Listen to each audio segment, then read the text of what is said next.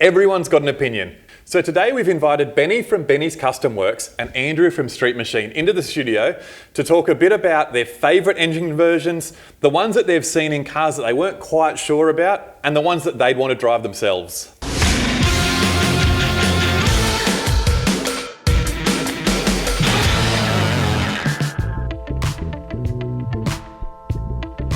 So Benny, we'll start with you today. Can you tell me a little bit about your favourite engine conversion? My favourite conversion would have to be Ryan Turek's 458 Toyota 86. So it's like the current platform 86 with a Ferrari V8 in it. Right, and what type of, that's a drift car, Ryan Turek? Yeah, it's a dedicated drift car, but he has sort of driven it on the street here and there. Yeah, right. So that a Ferrari 458, what sort of power does that make in that current series 86? In that car, it's about 430 kilowatts from memory. Yeah, so that's a pretty sort of solid effort out of... Pretty outstanding, yeah. Out of a reasonably sized standard-ish V8, I guess? Yeah, I think it's pretty well standard, so... Wow. Andrew, what do you think about this? Yeah, pretty cool. I've seen that car. For me, the big thing about it is it just sounds killer.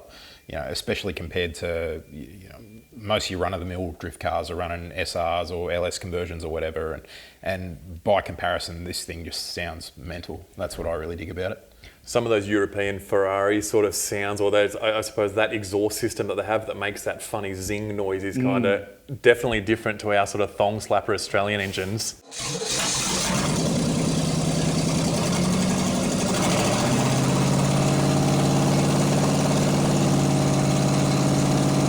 Is that a bad thing to say, is it? Oh. Is it really? I may or may not own a 253. Oh! 253. So speaking of V8s, Andrew, you're from Street Machine, so I'm guessing that your favourite conversion car is also going to be V8. It is. It is. Makes sense. What is it?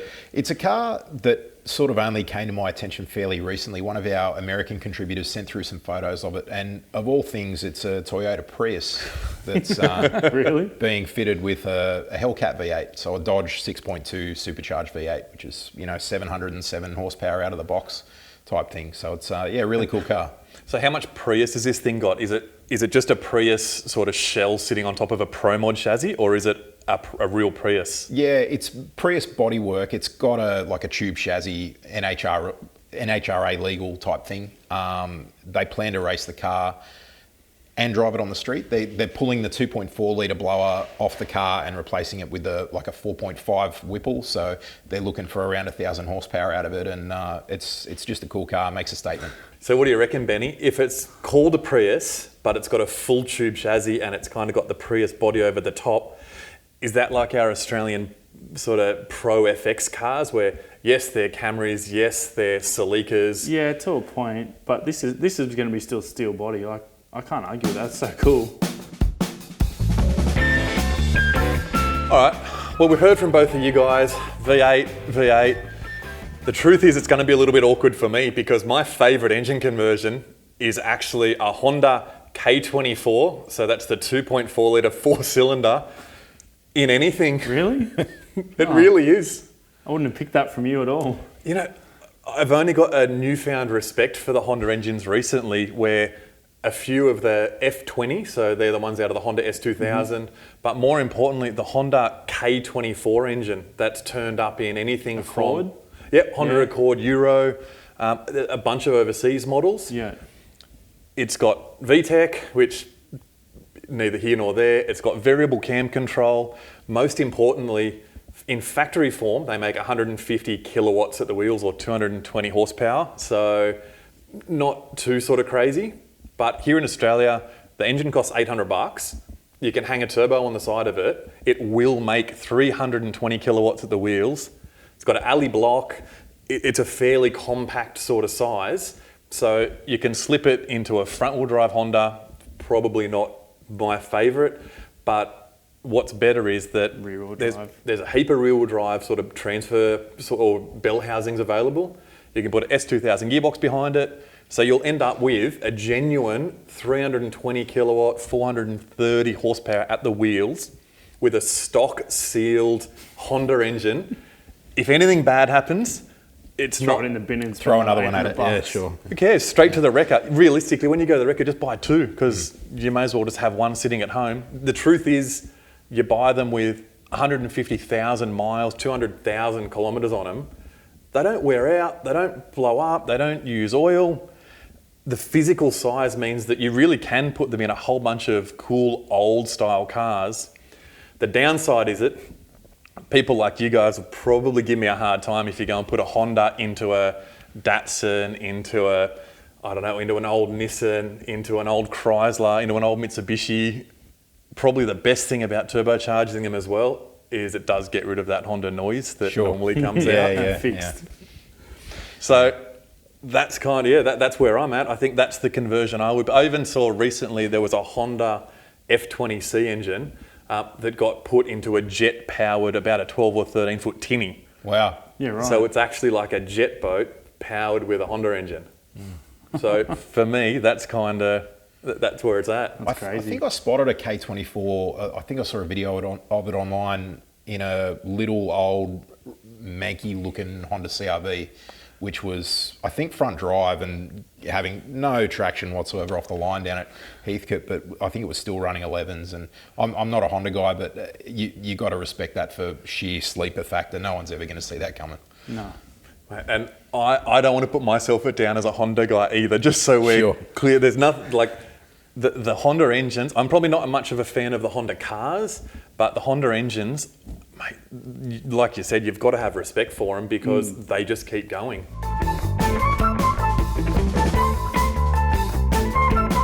Now that we've talked about a couple of the conversions that we really enjoy, let's talk about some that kind of went against the grain a little bit. And I know for me, the conversions that go against the grain the most are putting a water-cooled Subaru engine into an air-cooled VW. Yeah. They're ones that, to me, I know people do it to kind of make them a bit more reliable or get more power or more fuel economy or whatever it is, but it's kind of sacrilege to have that air-cooled engine that's how those V-dubs are.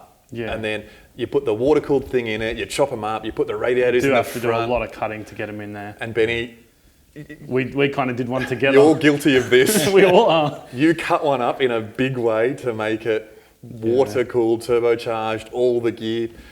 Probably didn't end up the cool sort of cruiser that it was supposed to be. It was fun when it worked, but it did have a lot of issues.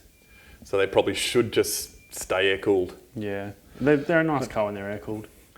I kind of get it, because standard Beetle engines horizontally opposed 4, right? So I guess the architecture probably isn't all that different. Oh, don't say size, that. No. Oh, you'll get in trouble for saying that. Okay, right.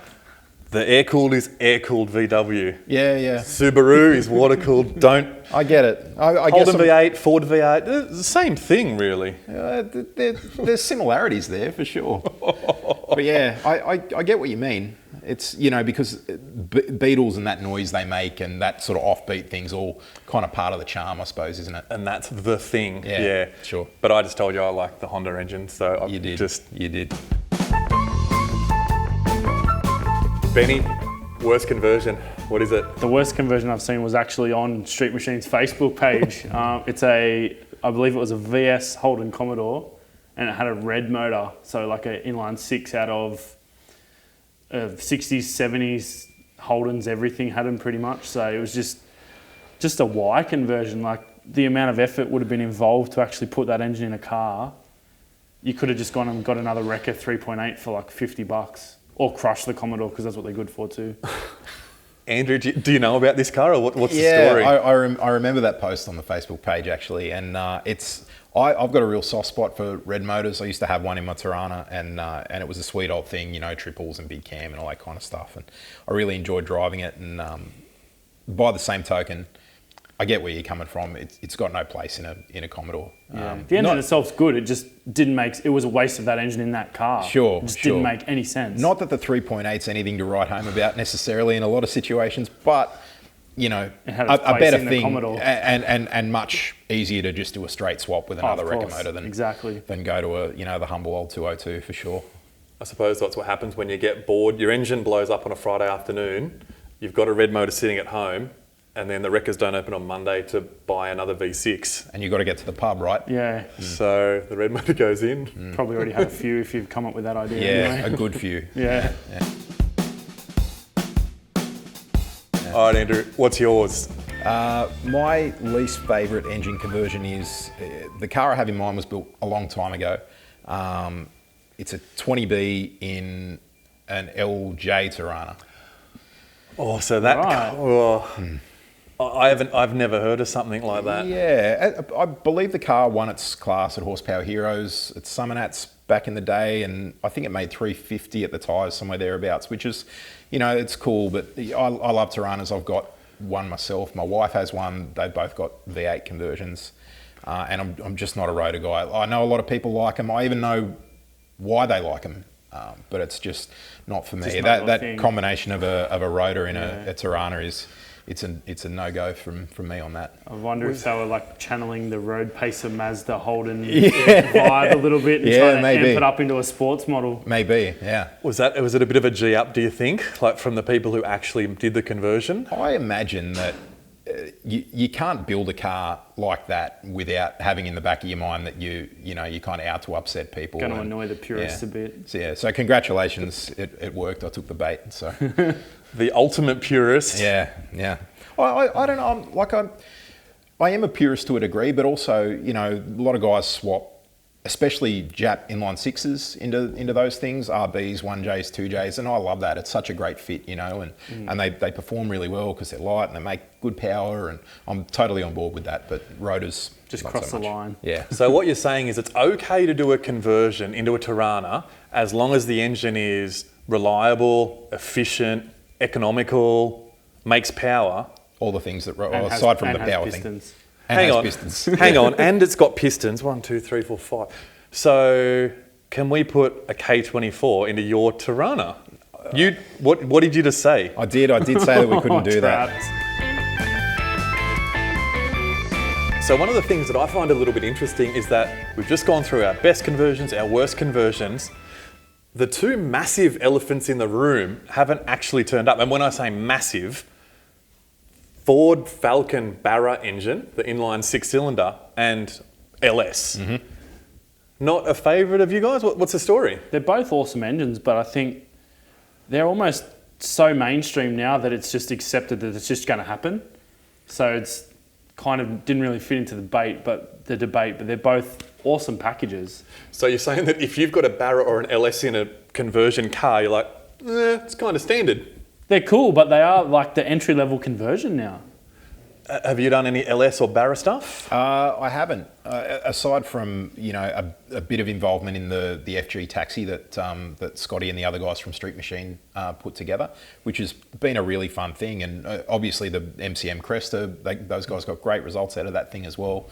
It's just hard to argue with a motor that you can pick up at the Wreckers for $200 that came out of a mass-produced family sedan, and you can strap a turbo to it and go nines. It's just, how do you argue with that? It's brilliant. And one of my favourite conversions, so another one I suppose is Porter. One of my mates has it's a BA Falcon Ute. He's put a 300ZX rear end in it.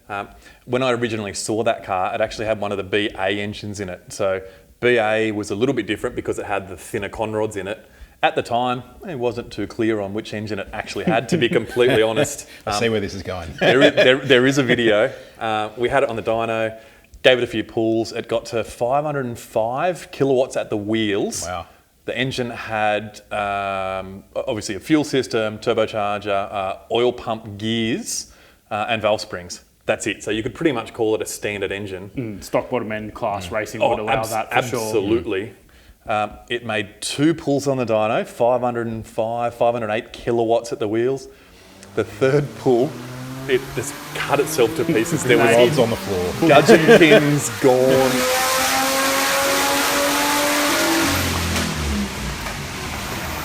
From that, we then learned that that engine was made before the 6-month 2006, which is the date to remember if you're a Barra guy. Before then, 300 kilowatts at the wheels. After then, 500 kilowatts at the wheels. Yeah, I succumbed to that also. I had a BA Ute and it kicked rods on the highway. So that was my first foray with the Barra, and I was kind of disappointed. Oh. And then we built the Cresta, Oh. and then that put it back on the map for me. And I actually have an XR6 Turbo Ute tow car now, which is an FG. And I think you've got something similar now, right? Well, I drove here in a 2013 G6E Turbo. So Can't argue with that. luxury cruiser, makes awesome power. Couldn't be happier with it. Porter's thing that we put the FG just engine back in after our massive explosion, 500 kilowatts at the wheels. This guy drives that car, thrashes it harder than anyone I know. That's a track car too, It's right? a full dedicated track car. Yeah, right. He's a thrasher. This guy will click it into fourth gear and just do burnouts until the tyres are missing. Sounds like a top bloke. We'll get along. He fine. really is. He's a legend. Cannot break it. So we all agree that the Barra engine, absolute machine, just works. Have you guys had much to do with the LS, or have you done any LS conversions yourself? No conversions as such. My wife's daily is a VF2 SS, so one of the last ones with the LS3, and man, I love that car. You know, it's bone stock. We haven't done anything to it, and we probably won't. It's just drop the young fella at daycare car, but it's still just brilliant to drive, and obviously a lot of potential there if people do look to modify an engine like the LS3. And what was the advertised power of that? 304 kilowatts, I think, from memory. Yeah, For sure.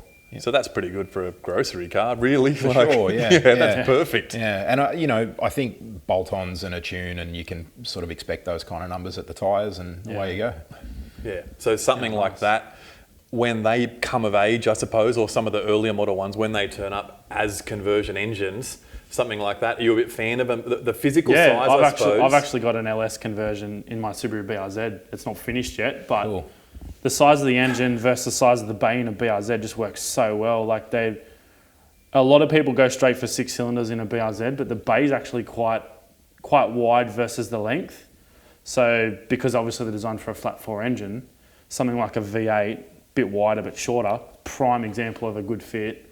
Whereas something like a 2J street package is going to be a mission to retain things like aircon, heater, because you need the engine so far back to clear your rad support and that sort of stuff. Whereas the LS just slots in and works. Wow.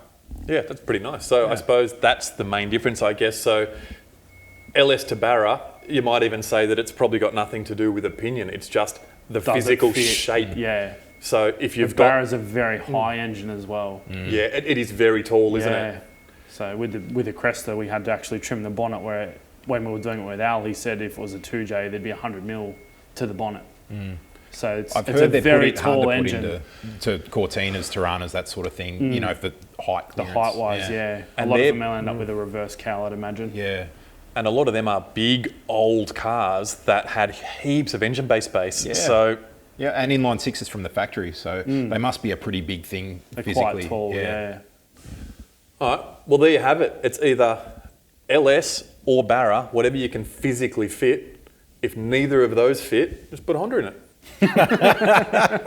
Well, now you know our opinion. We want to know what you think.